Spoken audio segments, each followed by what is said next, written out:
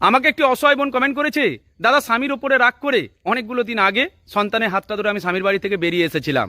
বর্তমানে আমি বাপের বাড়িতে থাকি, কিন্তু 1টা বছর হয়ে গেছে স্বামীর বাড়ি থেকে কেউ আমার খবর নেয়নি। আমার এখন খুব কষ্ট হচ্ছে।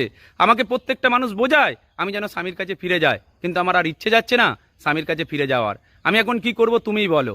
দেখো বোন, তুমি শ্বশুরবাড়ি থেকে চলে আসার পরে তোমার শ্বশুরবাড়ির মানুষজন তোমার খবর নেবে এই আশাটা করো না। কারণ শ্বশুরবাড়ির মানুষজনরা বৌমা বাঁচলো কি মারা গেল এ খবর রাখার জন্য তাদের হাতে সময় থাকে না।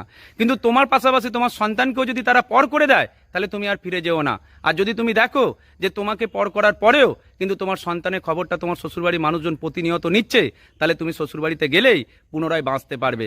আর তোমার সন্তানকে যদি পর করে দিয়ে থাকে শ্বশুরবাড়ির মানুষজন, তাহলে স্বামীর কাছে গেলে তোমাকে পুনরায় আবার ঘর ছাড়তেই হবে। কারণ সন্তানের অবহেলা কোনো মাই সহ্য করতে পারে না। দেখবে বর্তমান সমাজে যে মেয়েটা ডিভোর্সি হয়ে গেছে সন্তান থাকা অবস্থাতে, ভালো করে খোঁজ নিয়ে দেখো সেই মেয়েটা সন্তানের মুখের দিকে তাকিয়ে কিন্তু একার জীবনটা লড়াই করছে। কারণ অনেক পরিবার আছে যারা বংশের প্রদীপকে তুচ্ছ মনে করে, পেটের সন্তানকে লাথি মারে বলেই তারা কিন্তু সংসারে আর দীর্ঘদিন থাকতে পারেনি।